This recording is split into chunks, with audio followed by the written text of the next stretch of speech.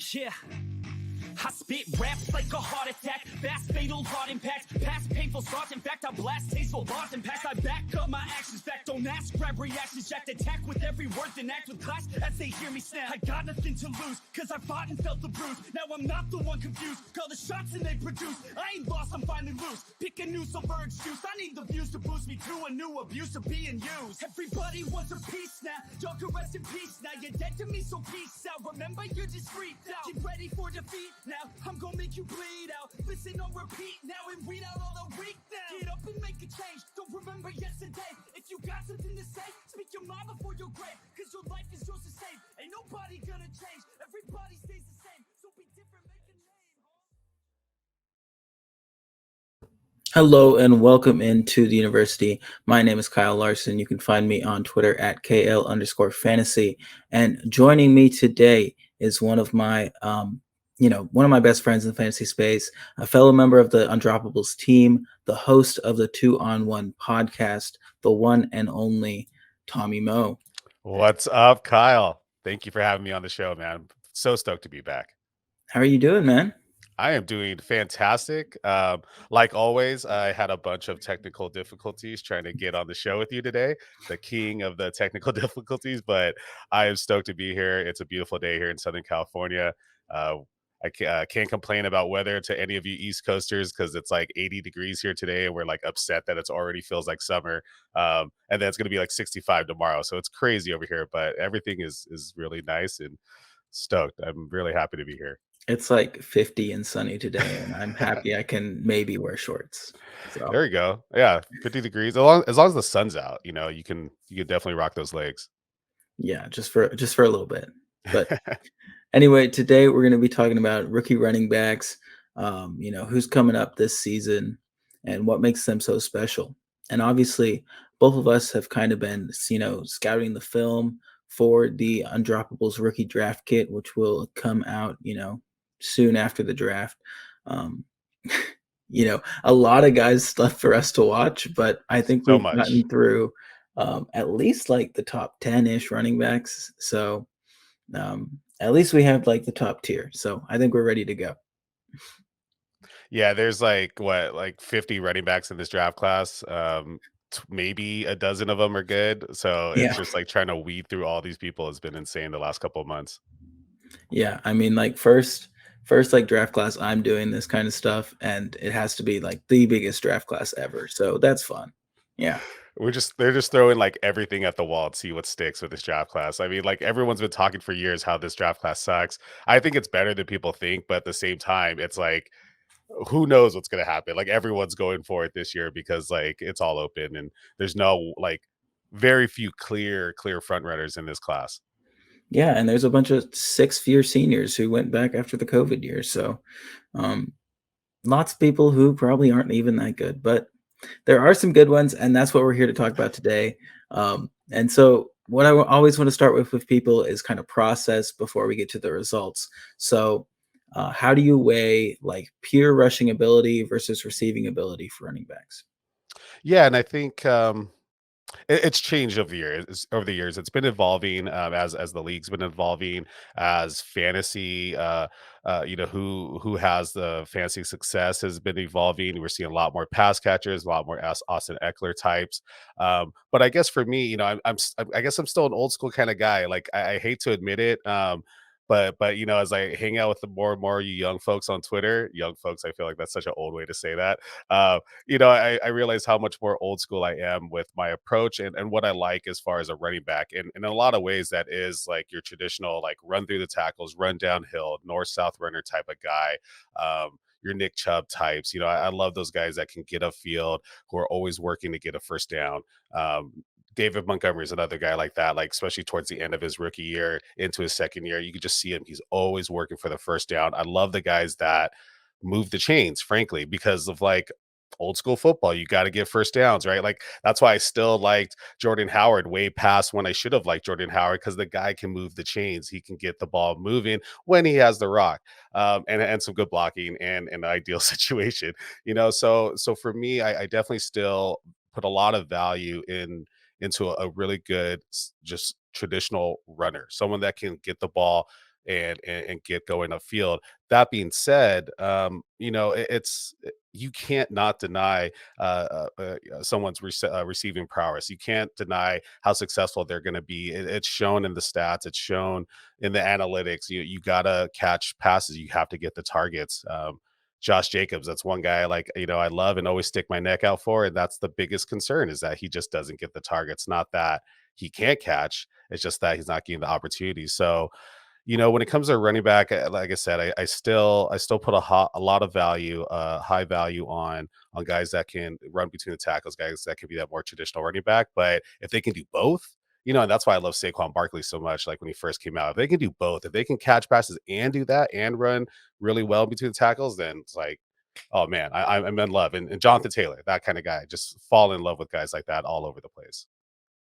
And obviously, that always depends on like your league format, whether you're playing PPR or standard. But me personally, I'm a PPR purist, so receiving work all day for me. So also going into that evaluation of the position, how much does size matter to in running back? Yeah, I think I think the range, as long as that range, they're in that right range of size, then that matters. Like anywhere, what from like 5'9" to 6'1" and 200 to 20 pounds. If they're in that range, that's what I think the BMI for that is, like what, like 28 or 31, whatever that like ideal number is. Then that matters. It has to be big enough. And obviously, um long gone are the days of like Maurice Jones-Drew, or even like Ray Rice, where you get these like super thick, short guys that are just pounding the rock. So they have to be big enough, and that goes into fitting that like NFL type style of play. You don't want a little guy back there, unless they're ridiculously fast. So at the end of the day, speed kills, but one thing you can't really change his size. And so if they're right in that range, and they have the speed, it's like, oh man, it's all day for those guys. But I guess to put one or the other, I guess speed. Speed kills. You can't add speed to someone. You can put on bulk to somebody, but um, yeah, that's still going to take the cake for me. That's still the deciding factor on some of these guys. So is there like a specific 40-yard dash number you want to see or anything like that, since we're coming up on the combine next week? Yeah, yeah, and if we're talking about ideal, it's again that say 5'10", 220, or 5'10", 210, it runs a 4.4 40. Like, oh, that's the ideal football player for me, and someone that put up at least a couple years of 1,000 yards rushing in college, and they just start checking all those boxes, right? That's what we're looking for. But yeah, anything with the 4.4 4.5, I mean, and even then, like, and I'm sure we'll talk about it later. It's like, as long as the game speed's there, as long as they're on tape, they got the speed, they can break away, they're breaking off long runs with pads on. That's more important. If a guy's running like 4.7 at the combine, then I'm probably really concerned. 4.6, like, it's all context and relative, but like, yeah, if they're hitting 4.7 4.8, and I feel like it was either last year or the year before, you had some guys hitting those numbers, and it's just like, man, those guys suck, and you're never gonna see Elijah them in the league. Holyfield. Oh, yeah, who? Yeah, right?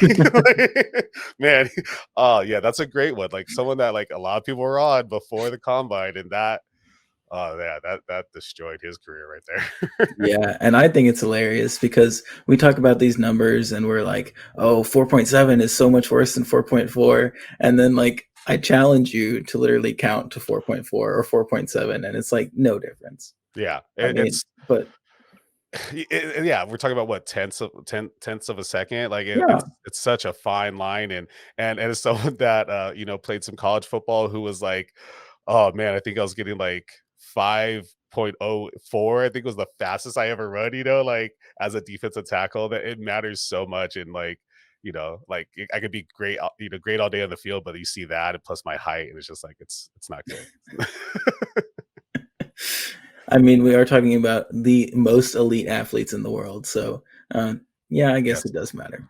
Yeah, so just some context of like a D2 semi okay athlete, is not even sniffing anywhere close to what the combine's doing, let alone all of us analysts on Twitter just hating on these guys. And so, like, I guess just to say, like, the numbers matter, but at the same time, it's all in context with what you're seeing on tape and what they're doing with the pads on.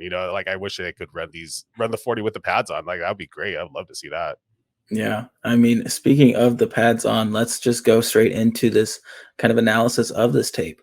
And we'll start with Brees Hall, who, I mean, many claim him as the RB1. I know both of us are pretty sure that he's the RB1.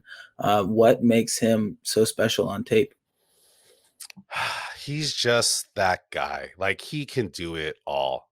In my opinion, one of the most complete backs in this draft as far as running between the tackles, running outside, catching passes, pass blocking. I mean, he's going to be on the field all downs. I mean, I wouldn't even want to say a 3 down back. Put him as a 4th down back. I mean, that guy can just stay on the field constantly. Great size, great speed. Just and then to be fair, not to have total take lock on just watching tape, watching games throughout the season, just fall in love with this guy. Even talking to you, Kyle, you're like, okay, like, are we sure about some of these? So okay, I have to go back look at my graded numbers a little bit, but he has it's not just about him too and like his sheer talent. It's the fact that he did what he did with like, in my opinion, mediocre talent around him.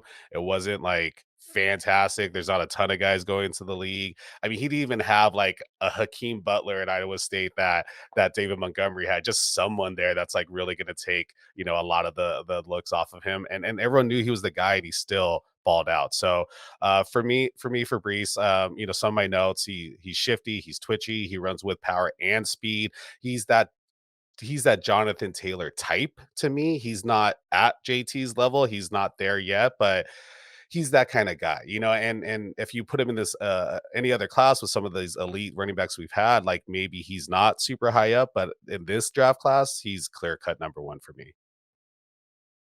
So what I didn't know about Brees Hall is that he could punt, because apparently he's a 4 down back. I mean, that's really Hey, impressive. he can do it. Hey, he's not may not be the punter, but if you want him back there, he could block and I forgot the up back, whatever they call it. Like, yeah, put him back there. He could do it too. Like, I'd rather have, you get some of these guys that come into the league as rookies and they like do punt returns and stuff like that, like Des Bryant back in the day. Like don't have him return any kicks, but just you can be back there and block and just be on the field longer. Like, why not? I actually went to a high school all-star game this season, and the Nice. wide receiver was the punter. There you go. So 4 downs for him, and he was kicking off after touchdowns too. So Oh, heck yeah. You gotta do it. If you can do it all, man, that's more power to you. so you also briefly touched on comparing Hall to a JT type back. How do you think he compares to other recent RB1s, whether it be Jonathan Taylor, Najee Harris, Saquon Barkley, Josh Jacobs, Miles Sanders, whoever you want to say was the RB1 there? Yeah, and as much as I love his pure talent and the skill set he has, I was talking to Damian Parson on Twitter the other day, and I haven't seen a lot of people be negative about Brees. And one thing Damian said was his one concern about Brees is he's worried he's not scheme proof, that he can go to any scheme and fit in, and so. But in a way, I think that was the same with Jonathan Taylor in a way. Like, I think he not necessarily had to go to the best situation for him to fully break out, but going to the Colts was like the ideal situation. And so I don't I disagree a slightly with Damian, where I think Brees can be fine and thrive in any offense in the league, because you're gonna tailor some things to a guy like that. Um, but I think he's a better runner than Najee, because Najee's pretty much a wide receiver. Like, Najee's fantastic in the catching. And I think he's all along the lines of that Saquon JT type. I don't necessarily think he's well, even with JT coming out, it'd be hard to put him up to Saquon right off the bat. So I don't think he's right up there, but I think he's that kind of guy. I think, in like 2 to 3 years, we could easily be talking about Brees in the running back 1 category.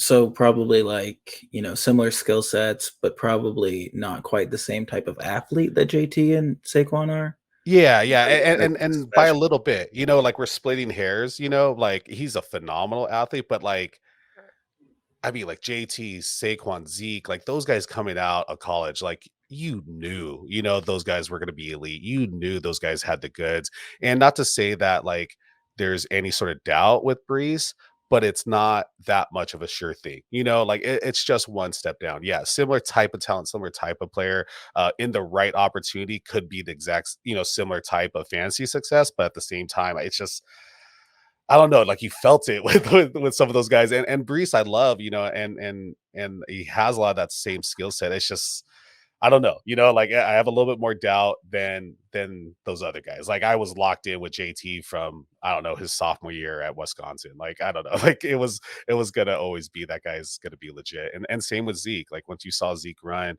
at Ohio State, I was like, yeah, this guy's got the goods. Like you just know. Same with Saquon.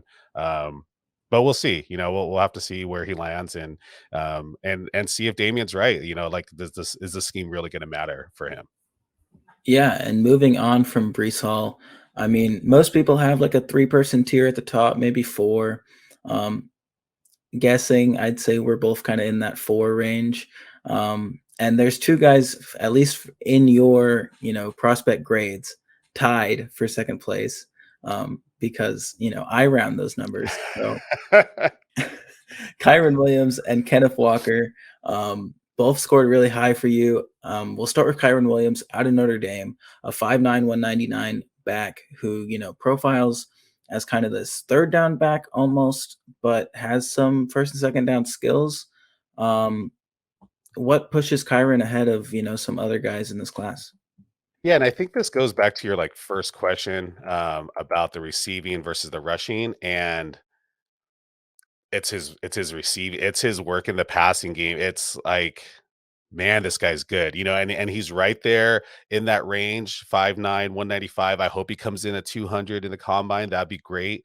So he's right there in that like kind of sweet spot of the size. And then when you turn on his tape, like almost every single play is a highlight, or like every 5 plays there's a highlight like you can see on Sports Center. Like and if you're watching anything that's on YouTube where they're showing not the all 22 but the broadcast version, it's like almost all those times it's like, oh, let's replay it and show it from the other angle and how like amazing. And I tweeted like he had like a 2-yard gain, but like he got the ball, saw that the hole was closed, spins out of it, jukes the guy, and if he didn't get ankle tackled, he would have been gone for a great game. But like it was the best 2-yard gain I had seen in this, this whole time watching tape. And I'm like, man, this guy's got it, and so yeah, it's the receiving ability. He's the best blocker in this class. So at 5'9", not even 200, and he's blocking better than anybody, even Brian Robinson, who's like way bigger than him.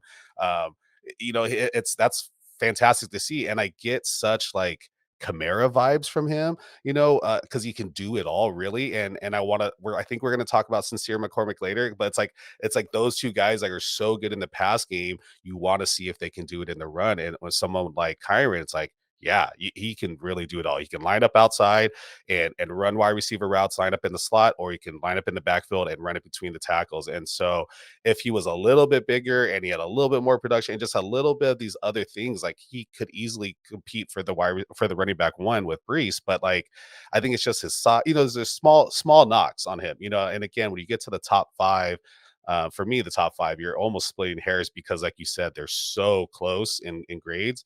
Um, a guy like Kyron, it's all those other things, and some of it's the intangibles, and some of it, um, it's just his ability. Like we talked about, in special teams, he can return kicks. He's returning kicks in Notre Dame. So like literally, you can bring this guy in, draft him right now, and have a 3-down back type who can return kicks his first year. And because he's a little small, give him, put him behind someone else that is like kind of shaky and might lose their spot in a year or two. Like that's a fantastic draft pick, day 2 pick in my opinion. But like if you're getting Kyron in the 3rd round somehow, like as any NFL team, but someone like the Saints or someone that really uses their running backs well, like, man, that's a fantastic steal.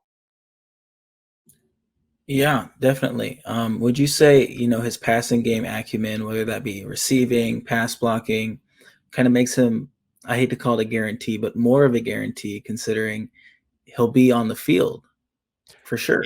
Yeah, and I think you're right by saying, like, to say anybody's a guarantee is tough, but, that versatility, it gives him more tools, more opportunities. I think he'll showcase really well at the combine. I think people are gonna be blown away by his pass catching ability, his route running, and so you see multiple uses for this guy, and I think his ability to make a 53-man roster because of that receiving ability is even higher, and so, yeah, like you said, not a guarantee, but I mean, uh, you can't go wrong drafting Kyron because you're not going to draft him in the first round. Like, I just don't think that's going to happen. So you're not really, you're managing risk. Your risk is a lot lower, where you could get Kyron and the type of player you can get out of Kyron. Yeah, I sure hope so. I would love for him to stay in the second round. But Totally. obviously, we'll see what happens after the draft. Moving on, though, to the other guy who's kind of in this tier for you, and that's Kenneth Walker, coming out of Michigan State. Obviously, started his career at Wake Forest before transferring last season. Really showed out last season. Um, and he had the same grade as Kyron Williams, but obviously, we know Kyron Williams, pass blocking, receiving, route running, all these things he does really well are things that are usually knocks against Kenneth Walker. So, inversely, what makes Kenneth Walker special? Yeah, and just to quickly say, like, I think Kenneth Walker can catch the ball, and I think Kenneth Walker should be involved way more in the passing game than he has been. And my hottest take of this draft class is that he could be a 3 down back, in my opinion. I just because he reminds me of Josh Jacobs, but even then, I think you and I talked about this like on Discord or something. But like, even that Josh Jacobs got way more targets and catches than he did in college. But I think he's that kind of guy where he has that ability, not necessarily to line up outside or to run any like unconventional running back routes, or do anything that Kyron or Sincere or even Tyler Algiere can do. But he can catch, and there's times where I'm like just watching his tape, seeing the backup, was it Jordan Simmons, get targets, and like Kyron's just like, or Kenneth is just sitting there like, what the hell? Like, I'm on the sideline, or like, give me the ball, like, give me the opportunity. So, um, that being said, it's everything else that he does that's phenomenal. His rushing ability, he's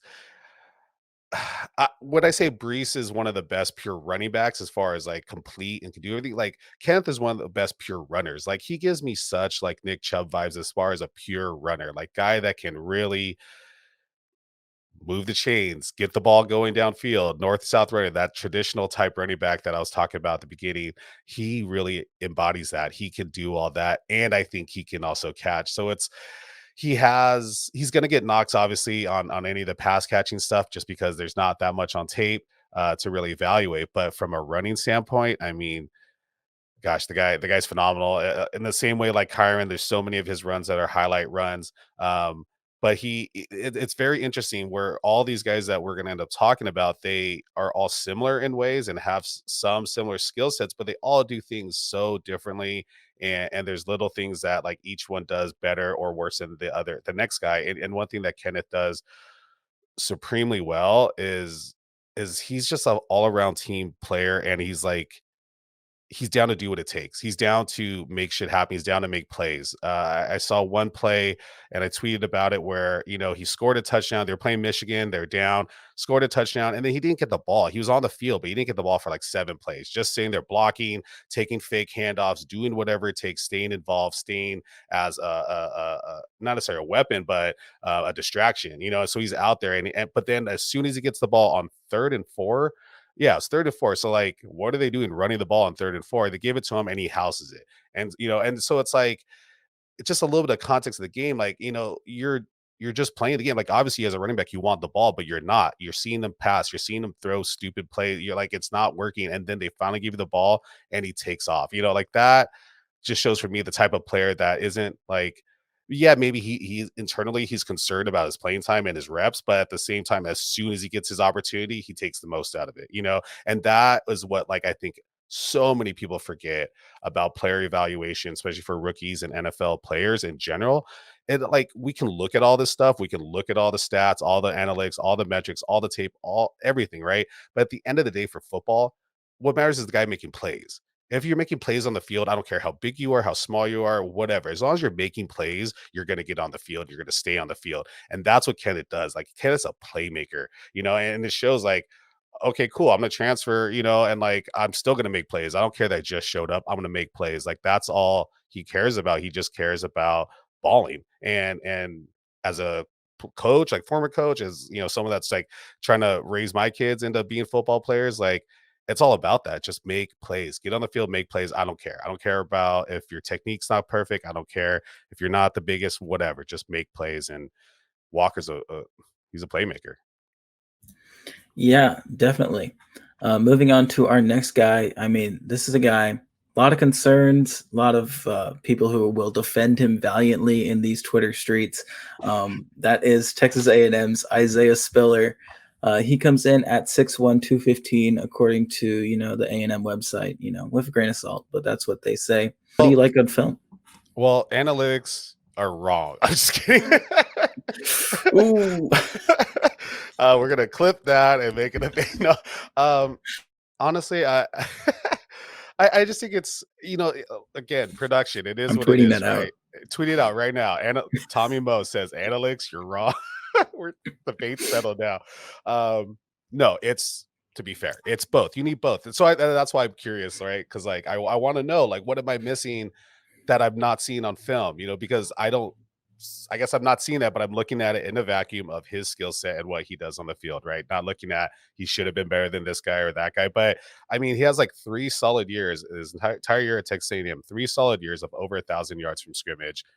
I mean, the guy's been producing. When I watch him on tape, like I did make a tweet and half of a joke. I mean, that he has like baby giraffe limbs. And so like, just like he kind of like flails it out there a little bit, like his fakes are like really animated, like the arms are coming like all the way up to fake handoff, and his legs are kind of flailing out when he's like cutting, and I don't know if it's because it's mostly on fakes. It's not too much when he's running the ball, because when he does get into the line of scrimmage and where things are tight, he does tighten up, and he does like get a little bit more compact and skinny, and square through the hole like you want from an NFL running back. You don't want their limbs to be flailing out there and getting hurt. But everything that I've seen on tape, I mean, it's the guy's got it. And it's, like, I feel like, again, I'm gonna say like these top 5 guys that we're talking about, like, oh, the guy's got it, because like they're all really good in my opinion. Like that's why they're top 5, because they all have that ability to make a difference on an NFL team.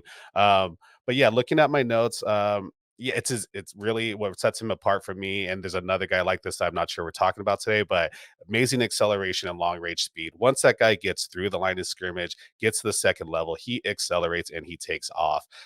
Does it multiple times on tape. So I love his. I'm really excited about his 40 times. I think he'll be pretty good, because the guy does get up to speed pretty quick and gets the top end speed before he hits 40 yards. So I'm curious to see what he's going to do. From a passing game, I think he's really good in the passing game. But the difference between him and guys like Kyron or even Sincere, McCormick is most of his routes I notice are more of the conventional running back routes, right? Like your swings, your angle routes, your check, your check and releases, stuff like that. He's not really lined up outside too much, but that may also be a little bit of Texas A&M scheme. I don't really know past running backs that have done that too much, that have lined up outside or motioned outside. And then yeah, he runs tough. I have a note here. He doesn't run over. He doesn't run people over. I've wrote that so many times though with this draft class. That's one thing to say. There is not. I don't say there's not one. There's very, very few guys that are actually like running people over in this draft class. A lot of guys run with power and bring the contact. They don't shy away from contact, but they're not running over guys to then break off a longer run. But one thing, a couple other things I like about him with notes. Is that he's great at pass. He's really good at pass pro. Definitely not the best. And then 2 things that really stuck out to me on tape. First, he's like really hard on himself on like small things. There's one clip where he fumbled it out of bounds, but it like went out of bounds. Like the guy hit it out of bounds. No one had any potential to be a turnover, right? But he was so upset about it. He was so mad at himself that happened. And to me, that just shows the guy's a little bit of not necessarily a perfectionist, but like he has high standards. He doesn't want to fumble ever. He doesn't care that it goes out of bounds and no one gets it. It still looks like a fumble. He still fumbled it, right? So I like that guy that wants to do the little things right. That's the kind of stuff that you can't really measure, that you have to see by watching tape. You can't. That's where analytics is wrong, because you can't measure that kind of stuff. But and then the other one is that I saw him in 2020 tape was lined up in the fullback position in I formation, pulling some Marcus Allen from the Raiders back in the day, the LA Raiders, of lining up, fullback, because you got Bo Jackson behind him.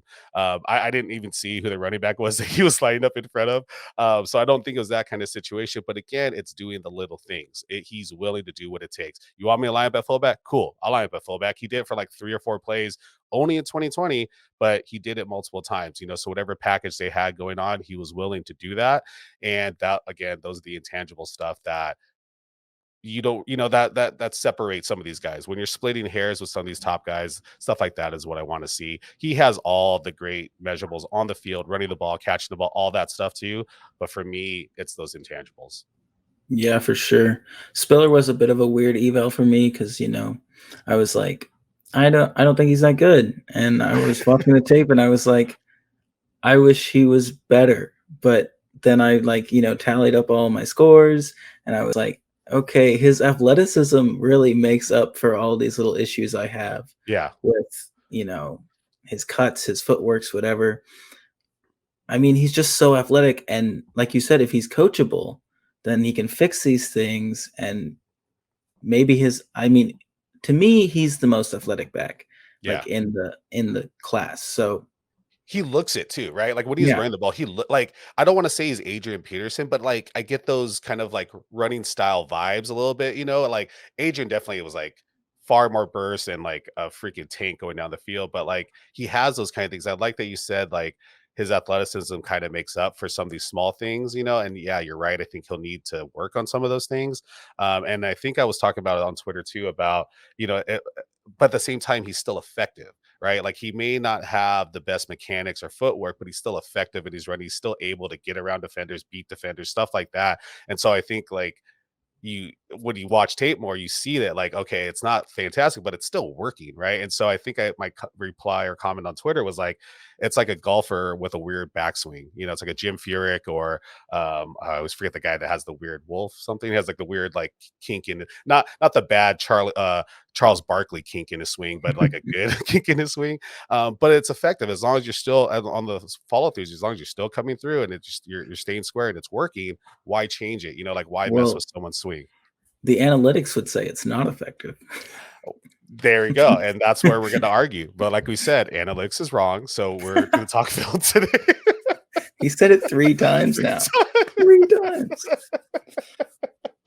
Ooh-wee. Oh, man. I just, hey, we're not live streaming, so I could kind of get away with a couple of things right now and then worry about it later. But no, I love the analytics crowd. I love our analytics crowd, especially Blake Hampton and Michael B. Duncan. They when you're talking about the rookie draft kit earlier, like this is why we're combining the two, because I mean, for any viewers out there, like Kyle and I disagree on most of these players almost all the time throughout the years. And the fact that we've had like 4 or 5 guys that came like this close, like literally 0.01 difference, is like phenomenal. Like I can't even believe it even happened. So, but we're doing it to combine that and the analytics grade to give you like a really good undroppable score for these guys, right? But like that's why you need them. So all jokes aside, despite how wrong analytics are about things, this is the 4th time now, despite how wrong they are 5 times, we're going to combine it because we need, like you need to put the whole picture together for context. And even though film is right most of the time, because you can get the intangibles, right? We need it also. But that, like that's what all this talk to is like, that's just what I'm seeing. That's why I'm watching tape. I'm watching, you and I, Kyle, we're watching minimum 3 to 6, sometimes 8 games. Like I can't remember who I think it was Kyron or someone. I couldn't put down the tape. That was just so good. And so we're really looking, through these things pretty closely. But that's why you got to put all the pieces together with the analytics side of things and get the whole picture. Yeah, for sure. And then moving on to, one guy, I saw him earlier in the offseason. He was seeming like he was going to be, this analytics darling. Kind of hasn't been talked about much since then. And that's Sincere McCormick, coming out of Texas San Antonio, the former Roadrunner, locked in at 5'9", 205, somewhere in that range. What sticks out to you about Sincere McCormick? Everything. Just everything. Guy is electric, lights up the field, lights up the tape. I don't The only thing that sucks though is I don't know if he's doing that because of the talent he was playing against. I wish he would have been to a bigger school, just even a Pac-12 school, just to have a little bit better talent around him and play, on the other side of the field. But I kind of mentioned it earlier with Kyron Williams is like it's that pass catching ability. Um, it's that those mini Chimera vibes. I get them a lot from Sincere. Sincere and Debo vibes. Like Sincere lines up everywhere. You can put him at any spot on the field besides tight end or besides in line, and he'd be effective. He would do a really good job. Fantastic after the catch. Really great route running. His pass blocking is the only thing that takes a little bit of a hit in his overall pass catching game, but everything else, and even as a runner, like surprisingly really effective and a really good runner for someone that's a little bit smaller. So it's interesting what you said, Kyle, with like he kind of started the offseason hot, like right at the end of the college football season, and yeah, it's kind of fallen off a little bit. I think maybe I need to pump him up a little bit more, put a couple more tweets, but he's one of the first guys, like the first like 3 or 5 guys I watched tape on. So it's been a while since I watched him, but everything like I remember watching, all the notes I'm looking through now, the guy has he has the talent to be effective in this new NFL. If this was the NFL in the 1960s or even like 82 or something, like he would struggle, right? But now he's going to do great, in my opinion. Super shifty, moves super well in the crowd, breaking off long runs. And yeah, I kind of mentioned like with his pass catching, I was like at first I was like, okay, this guy's a scat back, like he's just going to be only be good in the pass game, but he's really good running in between the tackles. Um, and he's physical. Again, he's not breaking through a lot of tackles or breaking out of a lot of tackles, but he plays physical, and he's really good at creating yards when there's not much there, which was a big metric in our grading system that was weighted a little bit higher. Can this guy create when there's nothing there? And that for the NFL is huge because you're not going to get wide open running lanes all the time like you're getting in college. You're going to go in against Aaron Donald and Miles Garrett. It's a lot different. Or Vita Vea, that's right in the middle. Like you're good luck. So you have to be able to create when there's not a lot there, and he does a phenomenal job of doing that. Yeah, so I was gonna ask, does he have third down back ability? But it seems you're pretty sold on that ability. Kind of the issue I've been hearing. I mean, he has, those 20 receptions every season that we love to see, but it's only 20 receptions. I mean, 24, 20, 22. On a team like San Antonio, you'd expect him to, to be the focal point, to get more receptions. What do you kind of say to that? Yeah, and without watching like all their tape and really being a huge, Texas San Antonio fan. When I tweeted about him though, their fans loved him. Like I was hearing a lot of fantastic comments about him. Obviously, super biased, but when you're a fan of the team, you get to watch him a lot. And I think it just goes back to their scheme, from what I can tell, that they're just not a big throw it to the running back kind of guy or kind of team. And it wasn't you said made a comment about like he wasn't a focal point. Even though he wasn't big in the passing game there, he still was a focal point, and that's why his rushing numbers were so good, and why he was on tape. You see him running the ball incredibly well, I think, because that's how they leaned on him, and they didn't necessarily need to throw him the ball a ton, because it was working, just handing it off to him and letting him do his thing. But yeah, I mean, looking at his stats, I mean, yes, it's just like who was that? Not we were talking about Kyrie, Isaiah Spiller. You have like 3 solid years of over 1,000 yards from scrimmage. So it just it's one of those guys where you try to find out why the receiving wasn't so great. It's because the rushing was so great. Like it just worked. They didn't need to. I think you'll see a different story in the NFL a little bit where they will throw it to him a bit more. But yeah, it's like if it's working, why change it? Just if you can hand him off the ball and he can create something with it, then they might as well do that. That makes sense. And moving on to our next running back, that is BYU's Tyler Algiere. He's 5'11", 220, spent his first 2 seasons in Provo at linebacker. So, obviously a huge dude, really strong. What sticks out on tape? That strength. Seeing a guy that big move that fast. He yeah, my favorite clip from him, especially showing his speed, is the interception that this quarterback this year, I'm forgetting, was it Jaron Hall? Is that his Jaron quarterback? Hall. Yeah. Thank you. Threw an interception to Arizona State, ran back, as a super famous play, and Tyler just like chased him down, just like DK Metcalf, and didn't just tackle him, but was able to strip the ball out. I just thought like that is almost like the one highlight you need to kind of package it all together. He's not even getting the ball and he's running for it. He's super fast because he catches up to him. He has a ton of heart because he's not just trying to tackle the guy. He's trying to make something happen, and he's smart by hitting the ball back in the play and not out of bounds.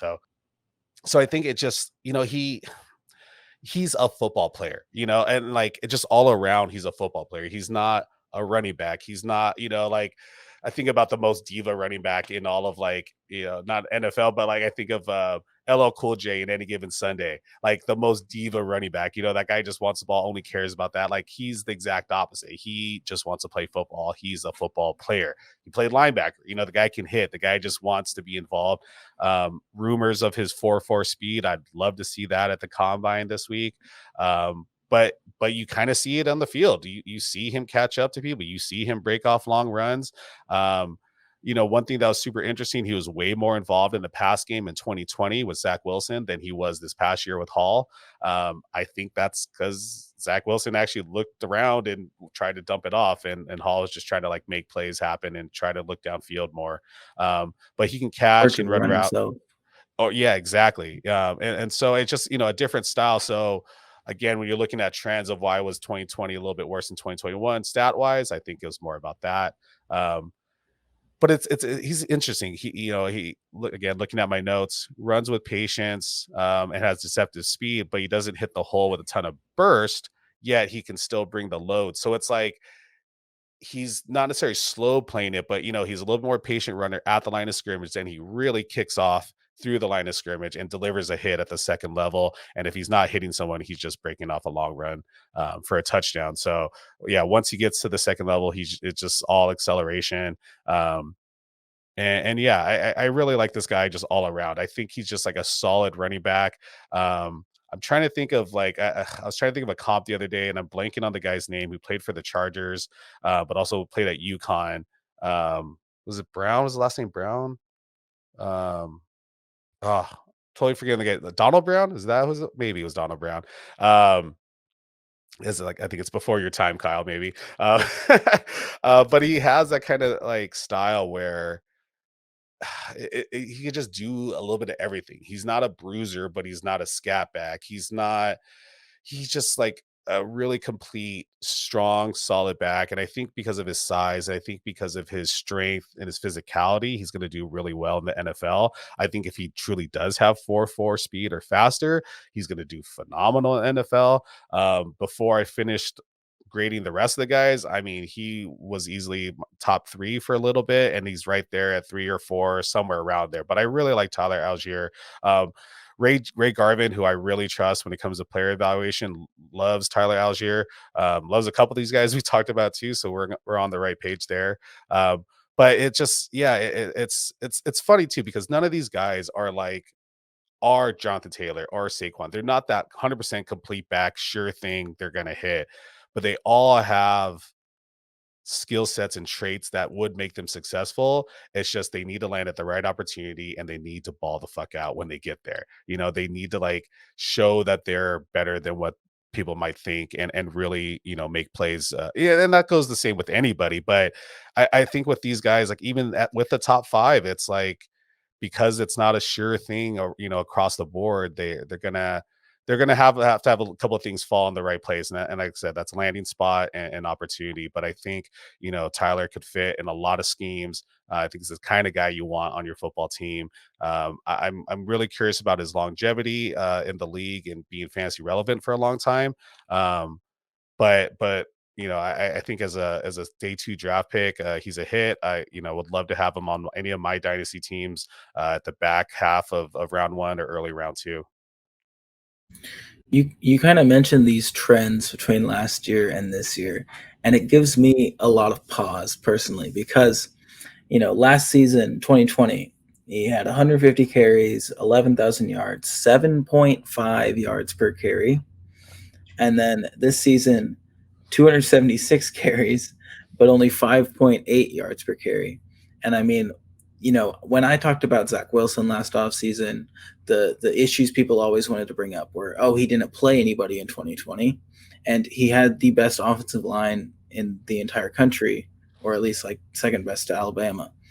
And I mean, you wouldn't expect that from BYU, but these are kids who went on Mormon mission and they're like 25, so Right. they're like full grown adults blocking for him. So, um, I mean, do you think there's like real concerns there?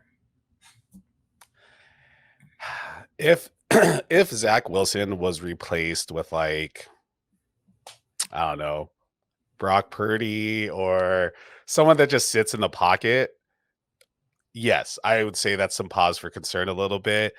But his new quarterback is a guy that is your favorite type of, Konami style quarterback. He's gonna run the ball. He wants to get outside. So I don't know scheme wise what was going on. They just didn't want to give him the ball more. I don't know. It's just, but like, yeah, a lot more attempts with a lot lower average. I mean, uh, I, I wish I would have watched BYU tape closer throughout the year to really fully understand scheme wise what was going on there. My guess, when I just look at it on the surface level, is the quarterback play a little bit, but diving in the numbers, like you're pointing out, like I'm looking at a little bit more closely now. Yeah, it's if yards per carry was a stickier stat that had a lot more weight to it, I would be more concerned. That's my final answer. It's something to look at and to question. Like, I think it's totally fair to question it and try to figure out what went on there. But at the same time, it's yards per carry, and that could change for any number of reasons. If it was just point 0.2 higher and it was at 6, I'd probably feel a lot better about it, especially because it was 7.5 the year before is pretty damn good. But again, you had a much more open passing game. And I think, less attempts just showed that they passed the ball more, opened it up a little bit more. Yeah, Defenses were less concerned about the running game. So when he did get the ball, he was able to do more with it when he did get it. Versus this year, I think they leaned on him a little bit more. So just, I mean, 5.8 is not a bad number at all, too, the other no, way. for sure. But yeah, but it is a drop. But I think it's because of that. You had a little bit of a change in offensive scheme. Yeah, and I think they graduated 3 linemen, maybe 4. So, There we go. um, definitely probably lesser teammates in 2021. Totally. So, and then last but not least, one guy we both like, I probably like him a little more. That's Rashad White coming out of Arizona State. We have confirmed height and weight numbers for the first time in this because he was at the Senior Bowl. So he is 6'2", 210. He started his career in JUCO, played 2 years in JUCO before transferring to Arizona State. That's kind of been like the biggest pause from a lot of people. People are concerned that he may have performed well at Arizona State strictly due to his age, him being older than the rest of his, running back group. Do you think that's a real concern? No, I love, but to be fair, I'm a JUCO kid. I went to a junior college and then transferred, so I love JUCO kids. That's why I liked Ramondre Stevenson. I was like, hey, that kid's a JUCO kid from local JUCO here, Cerritos College. I have to love this kid no matter what. So that put me onto him, and then he had a pretty good year, I would say, and he's a pretty good prospect. Um, I think I think if you're in the analytics model, that's very smart. You guys are great. You guys know what you're doing. I just think film is better. I'm not going to say it. Make that the sixth one. But for your film guys, if you're looking at checking those boxes of early declare, early breakout age, stuff like that, where, I know Jax Falcone and his Anatomy of a Dynasty Running Back series is big on that. That does matter because you can see some correlation. I think that's fair. But because of that, guys like JUCO kids, guys that are a little bit older, guys that went on their mission, or whatever, they're written off a little bit, more than I personally like to see. And I think, coming in as a JUCO kid to a 4-year university, I don't think people should look at that as a strength. Like, oh, he did better because he was older. Like, really, it's a weakness. Like, coming in as a JUCO kid, you are a step behind in terms of knowing what's the scheme, what's going on. You're brand new in a way, like a freshman coming to the school. But because you're coming in as a JUCO kid, as a transfer with ideally 2 years of playing experience ahead of you, like I was, you are now expected to perform like a junior, like an upperclassman, and to already step in and ball the fuck out. Like, that's why they spent the money on you. That's why they went and recruited you. That's why they're bringing you in, because you're supposed to perform right now. There's no time. Maybe you get a year, maybe, but even then, that's the whole point. So for him to come in as a JUCO kid to perform as well as he did, that, to my opinion, is not like, that's a huge plus. That should be celebrated, not, like, dinged on him because, oh, he was a little bit older. No, like, he had to learn the scheme fast. He had to figure it out fast, and he did that last year. You could in 2020, you could see that there was a little bit of a learning curve. He wasn't as involved in the running game as much as he was in 2021. You really saw him take that opportunity and break out with other two, or at least one other competent running back around him, and Diamante Trianium. So it wasn't like he didn't have competition, so it's not like he's stepping in as a JUCO kid to a wide open backfield. He had to earn his spot, and he did, and he ran away with it. And that's what he does best, in my opinion. He runs away with the ball. Like, he's one of the most patient runners I've seen behind the line of scrimmage, and then one of the fastest runners I've seen after the line of scrimmage at the second level. That guy takes off, and and it's a reason why a lot of people think he's a 3-down back. I would have liked to see a little bit more in the pass game from him to say he's truly a 3-down back, in my opinion.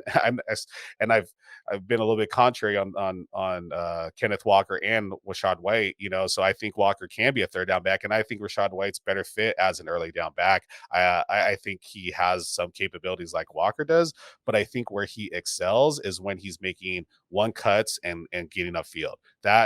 Any play where he made one cut and went, like Ezekiel Elliott did at Ohio State, phenomenal. It was always off to the house or off to the races or first down or something. He always broke off those runs. To be a 3-down back, or most 3-down backs, like, you want to do a little bit more than that. I think, like, not just be a one cut and go north-south runner type of guy. And I see that more from Rachaad White than some people. Like, again, to mention Ray Garvin, who was just on the Undrafted podcast with Jax Falcone. I think Rachaad White's easily top 5 for Ray. And tout him as a 3-down back. And so I see some of that stuff because of his speed, but where I think, like I said, he's most effective is on those earlier downs and running in between the tackles. I think that's where he can excel.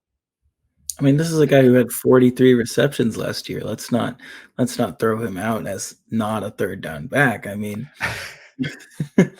I guess for me, to be fair, when I you're right, 43 receptions, right? But like, when I watch the tape, I don't see a lot of that, or I don't see like how those receptions are coming. Just seem like kind of traditional routes, or because of the scheme. I don't know. Like, to defend my take, I guess it's I don't see that being like, yes, he got 43 receptions, but I don't see that being like the better part of his game. Whereas like Kenneth Walker in space catching those balls, like, seems, and then I'm gonna say this, and then like, oh, what about him catching it into like his chest? But like, he seems more comfortable on those routes, like, in my opinion. And I know he's not like the best pass catcher because he's not using his hands all the time. But I just saw it a little bit more than Rachaad White. And I guess, like, that's my opinion, where I could be wrong because it's contrary to other people, but I see a better runner than a better pass catcher when it comes to Rachaad. Clearly, Tommy Moe hates analytics because, the guy who caught 43 passes in one season, he can't catch. The guy who caught 19 passes in his entire career, true 3-down back. Just because Hey, college production, okay, we all know that college production doesn't mean a whole lot. So I'm looking at skill set and traits, and that's what I mean. That's what I wrote down. I don't know. That's what I saw. Maybe, and I would love it. I'm always bring it up. Give me all the smoke. If there's something I'm missing, throw it to me on Twitter. Like freaking tag me in that video, screenshot, whatever. Like I want to see it, and I want to know like if there's something I'm missing, and to say that too. Another like because I think earlier I thought you were maybe gonna ask my my process, but I was gonna joke and say like just bomb productions, right? Like just watch the highlight tapes. Like it's way more than that. But talking to Matt Waldman, one of the greats, like he did say, after you're done, click on the highlight tape, see what you see, you know. And when I do that, it's like it shows a couple of things I missed, maybe watching tape, and maybe I need to do a little bit more of that with Rashad White to see some of those pass catches that are like blowing me away. But when I just watch the game film, I guess that's what I'm not blown away by. Well, we'll all see how it shakes out eventually. We're gonna come back to this in 2 years and be like, "Oh man, the analytics were totally right," and Totally Tommy's just right. wrong. Yep. Yep. Tommy's just talking shit on analytics. No, I and that's at the end of the day, we have to see. We have to, see how it all plays out. That's definitely just my opinion. I just think like for Rashad, and I'm like, I feel like I'm such defending myself here because I know I'm gonna get shit for this take. It's just I just think that's what he's better at. I think that's where like the best part of his game is those early down runs, and I think that's where he fits the best when I'm thinking about the NFL, thinking about how how that skill set and use in college can translate to the NFL, and that's where I see it. With Rashad, and to be fair with Kenneth Walker too, like he's one of those guys I think you want to keep on the field for 3 downs too. He's one of those guys that will command a 3 down role. Even if he's not the best pass catcher, I think he has the skill set to do all the other things to keep him on the field. But I also still believe he's a good pass catcher. So if he can show it, and if he obviously shows at the combine, then that proves me wrong. But if he's doesn't even run routes and is dropping passes, then we'll just X I'll hack into your to your account and like X this part out of it, and it didn't ever exist. Well, it won't happen. I mean, he's gonna show out at the combine for sure. I mean, 100%. yeah, absolutely. I think that basically does it, though. Is there any other running backs you want to bring up real quick before we sign off? No, I mean, we looked at like a bunch of guys that were kind of on the lower end. There's a bunch of guys in the middle I still need to look at. Max Borghi, Jerome Ford, Jerion Ely, some of these guys that like I might have had in campus Canton leagues that I'm curious how they're going to end up, and so I haven't dug into their tape a lot, a lot recently. I loved Max a couple of years ago, so things we're going to see how his career ends up. But as far as running backs, I think I think even with these top guys that we mentioned, I think there's some question marks, right, with some of these guys, and I think from a dynasty perspective, rookie draft perspective, it's if you can grab one of these guys, with a middle first round pick, that's great. But outside of like Brees or Kyron or Isaiah, or one of these guys landing in the perfect landing spot, I think it's a time to grab receivers this year. Yeah, you can skip Jerry on Ely. Don't worry about it. Wasn't all that good. I've never seen a guy who's like 5'8", 190 try to run with power every single play. Yeah. You got to know your strengths, man. You know what works. But I don't know. I mean, that whole Ole Miss team, though, like I don't know, like Matt Corral, like they all just go for it. I think they all play bigger than they really are, and power to them. They're just like going for it, but you still got to play to your strengths and do what works best. Well, that will round us out for today. Thank you for coming on the show, Tommy. Always love having you on. Tell the people where they can find you. Yeah, you can find all of my stuff at 2on1 FFB on Twitter, 2on1 Fantasy Sports on TikTok, 2 on FFB on IG too, but everything always you can find at theundroppables.com. We have some great new people coming to our team. Awesome podcast being added, great content. I'm excited to kick off this rookie draft guide for you guys all this year. It's going to be great. But yeah, find all of our stuff at the Undroppables, same on YouTube as well. Go subscribe to our channel there. And yeah, it's we're just pushing all off season, never stops for us. For sure. See you next week.